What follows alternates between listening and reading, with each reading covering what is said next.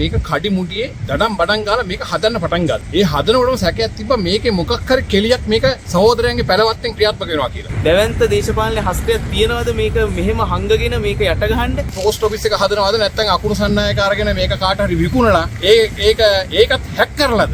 අකුණු සන්නායකේ සල්ලිත් හැක් කරලා මේ පෝස්ට් ඔෆිස් එක හදනවා කියලා මිනිසුන්ව මතයක් ගේන්නද මේ හදන්නේ? මේ කට්ටිය ආවේ හරි පාරිශුද්ධයි කියලා. මේ පාරිශුද්ධකමද මේ?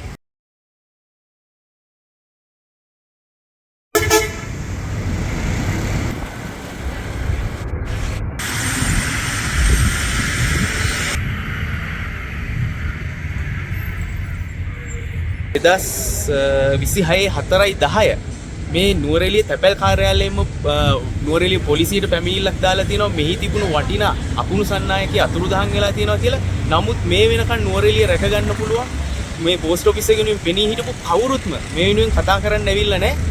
දැවැන්ත දේශපාලන හස්තයක් තියනවාද මේක මෙහෙම හංගගෙන මේක යට ගහන්න?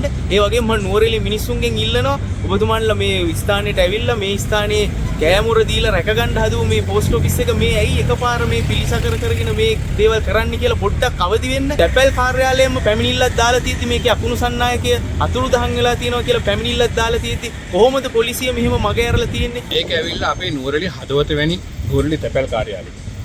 මේ තැපැල් කාර්යාලයේ මේක කඩි මුඩියේ දඩම් බඩම් ගාලා මේක හදන්න පටන් ගත්තා. ඒ හදනකොටම සැකයක් තිබ්බා මේකේ මොකක් හරි කෙලියක් මේක සහෝදරයන්ගේ පැලවත්තෙන් ක්‍රියාත්මක වෙනවා කියලා. කිව්වා වගේම හරියටම හරි. මේකේ තියෙන ඔය අකුණු සන්නායක උන්ට පේනවා ඇති මෙතන උඩ මේක සුද්දායි කාලේ අකුණු ගහනකොට මේක හදලා තිබ්බ අකුණු සන්නායක. ඒ අකුණු සන්නායක දැන් බෙල්ට් එක කපලා අයින් කරලා. මේ සම්බන්ධයෙන් පුරාවිද්‍යා දෙපාර්තමේන්තුවේ 2024-29 නුවරඑළිය පොලිස් ස්ථානයට පැමිණිල්ල යොමු කරලා තියෙනවා. මේක න හොයලා බලන්න කියලා.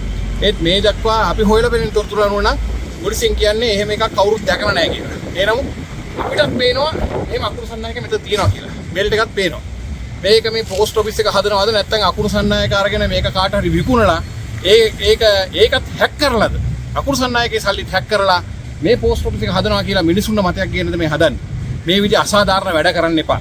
මේ නුවරඑළිය කියන්නේ නුවරඑළිය හදවත කියන්නේ නුවරඑළිය පෝස්ට් ඔෆිස් එක. ඒ පෝස්ට් ඔෆිස් එකේ තියෙනවා ඒ විදිහට තියන්නේ අපේ ගමේ දේවල්.